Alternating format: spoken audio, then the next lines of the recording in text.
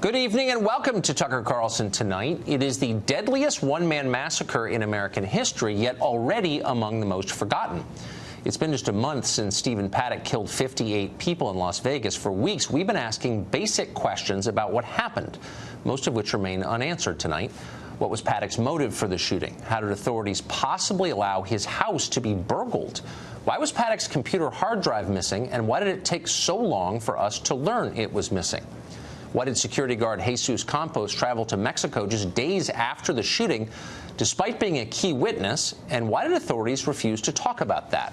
Why have Campos's subsequent appearances been so closely managed by his employer, MGM? And more than anything, what's the actual timeline of this shooting? What happened and when did it happen? And why in the world is it still so hard to get a straight answer about that? Well, to these long-standing questions, we can add a few more tonight. Why did we only learn today from the Clark County Sheriff that Paddock's girlfriend could be withholding important information in this case? If in fact she knows more than she's saying, why isn't she being interviewed right now? We also discovered today that a police officer accidentally fired his gun in Paddock's hotel suite on the night of the shooting. How did that happen? Guns don't often accidentally discharge, they're accidentally fired. What exactly were the circumstances of this firing? Now, we're not trying to push a wild conspiracy theory here. It's possible the Trilateral Commission was involved, but the more likely and, in fact, far more terrifying explanation is incompetence. The people running this case don't really know what they're doing.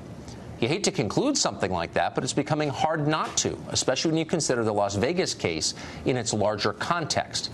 This is not the only federal investigation that has shaken public confidence recently. Consider some of the others. The FBI had Omar Mateen under surveillance for 10 months, and yet somehow didn't hinder his planning or execution of the Pulse nightclub massacre. The FBI was also apparently aware of New York City killer Sayfullo Saipov, Fort Hood shooter Nadal Hassan, Boston bomber Tamerlan Tsarnaev, and a list of other killers, but failed to stop any of their attacks. How come? The FBI famously investigated Hillary Clinton's email server for more than a year, during which time, for some reason, the Bureau gave immunity to several top aides for no obvious reason and failed to tape record key interviews. Why is that? Speaking of emails, the FBI never examined the DNC's email server after it was supposedly hacked. Instead, they just accepted the claim of a private contractor employed by the Democratic Party that the hacking was the work of the Russian government. Why didn't one of the Bureau's many tech teams conduct its own investigation of a matter this important and politically sensitive? Meanwhile, in case after case, the FBI's supposedly incorruptible white-collar division has leaked sensitive details of current investigations to the press. How does behavior like that restore public confidence in federal law enforcement? It doesn't, of course, and it shouldn't. We have a right to be worried about the FBI. There is no more powerful federal agency in this country. They can read your email, they can root through your bank records, they can break down the front door of your house and arrest you in front of your children. Lying to them is a federal crime. We need to be absolutely certain the FBI is worthy of the power we give them. What is happening in Las Vegas right now is one of many reasons to wonder if they are. Craig Island is a lawyer representing several of the victims of the Vegas attack, and he joins us tonight. Craig, thanks for coming on. You're, I think, one of the few people who's been to the scene of the crime. Yes, sir. And did anything useful come out of that? Did you learn anything? We learned several things. Number one, we do know that the FBI has taken all of the bullet marks and all of the bullet holes and assumed all the bullets. The other thing that was interesting is that all of our clients were telling us that on the night of the shooting that there was nowhere to go. Now, come on, we can see that there's exits in the plans and the maps. And then when you're actually there, you can see that most of the exits were blocked. Many of the exits were behind fences, and there was only really 2 places in which to escape. And that's very concerning, especially when people got hit and killed 10 minutes after the shooting started. Is there any indication, or have you seen any evidence that the FBI had knowledge of Stephen Paddock, anything about Stephen Paddock before this happened? Well, not yet, because we don't have anything released from the FBI or other law enforcement agencies about him, really. Why is that? I don't know. I do think that after 30 days, we ought to be having more information than we have right now. For example, we know bits and pieces. we know that he arrived with 10 bags. We know that 2 bellmen helped him carry those bags up. Then we find out that those 10 bags had guns in them, 5,000 rounds of ammunition. We know that MGM claims to have a if you see something, say something policy. And you're telling us that nobody saw those guns over a 5-day period? No maid, no housekeeping, no food service ever saw any of the guns? Nobody saw him using power drills in the hallway. Nobody saw him setting up security cameras. These are all things that need to be answered. I know you've asked the same questions, and so are we. Some of them, I hadn't even asked some of those questions. How did he get access to the service elevator if, in fact, he used it? Do you know? We don't know. We've heard 2 separate things. One, that he asked to use it, so they let him.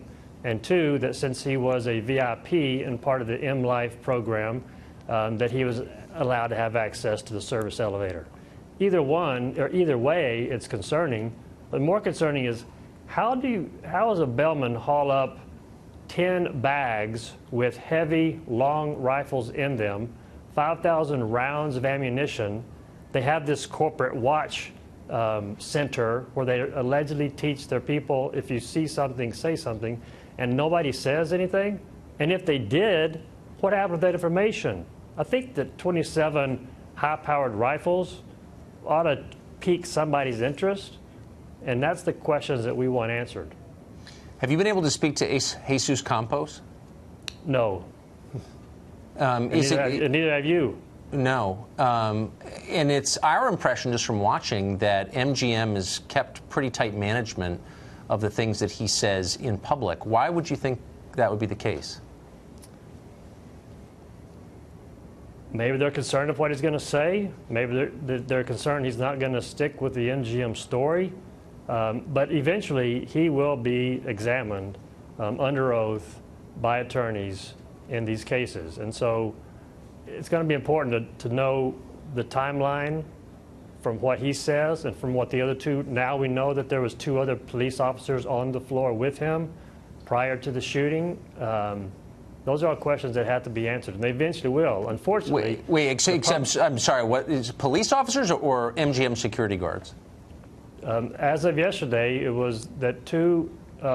We knew about Campos, but that there was 2 other police officers from the MGM that were on the floor prior to the shooting, but that's part of the ever-changing timeline.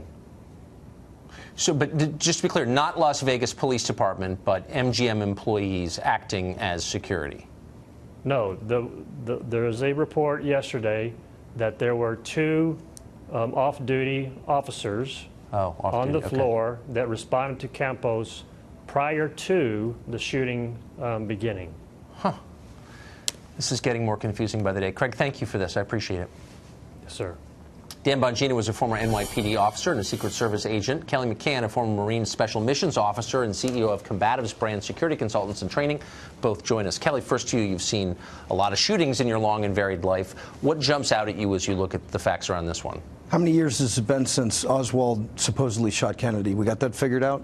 Good point. Okay, so I mean, anytime bullets start flying, anytime the fog of war and all that stuff figures in, it's going to be confusing. But there are some things that jump out, and the conspiracy theorists are already doing their work, you know, and wondering why. One of the first things that jumps out at me is Paddock pulled up these weapons. So you just heard the attorney say, how did he get them up there? How many times do golf clubs go inside that hotel? And those paid employees that are there are at the bottom of the pay scale. Do you really think they're risking their job to bring suspicion against what was supposedly a whale, a guy that's making a lot of money? So there's a human element here that has to be accounted for also, right? It's just not black and white. I mean, could the guy have made repeated runs upstairs with one of those bell carts with something that looked like a golf bag? Of course. You know, so what seems should be very obvious sometimes isn't. Another thing is there's been a lot of talk about the security cameras, that the security cameras on his floor weren't present. Were they not present because they were never installed, or were they removed? And why were they removed? He couldn't have removed them, because if obviously security personnel saw him in the face doing it, that would have been an issue, right? So that's an issue, okay? I would think that they probably were never installed or were going to be repaired. Dan Bongino, is it since you've worked for both the NYPD and a federal agency, the Secret Service, is it obvious to you watching who's in charge of this investigation, and why isn't there a central narrative coming out? Why isn't one person speaking for the whole investigation? Well, Tucker, based on who's controlling the evidence right now, the FBI, it seems to me to be pretty clear that the Bureau is directing this. But, you know, I liked how you opened with this, and I think you made a really salient point that deserves repeating here.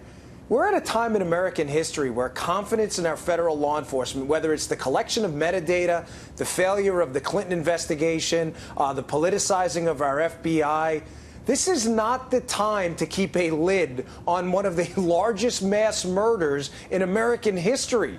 If you have information, gosh, you've got to get it out there, Tucker. I mean, how is it at this point? Think about it. We had this absolutely horrifying tragedy up in New York.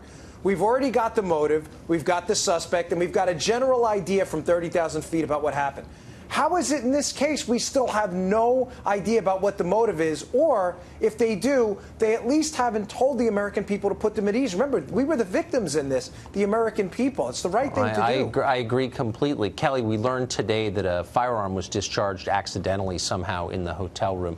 I think the police described it as an accidental discharge. Do firearms accidentally discharge typically? I mean, the term for firearms trainers is always negligent discharge. Now, you got to put it in perspective, right? It takes big stones to go into a room where you know someone's been firing a high-powered rifle. Yeah. Right. It was a very hurried thing. The normal active shooter response now is to go immediately to the crisis point.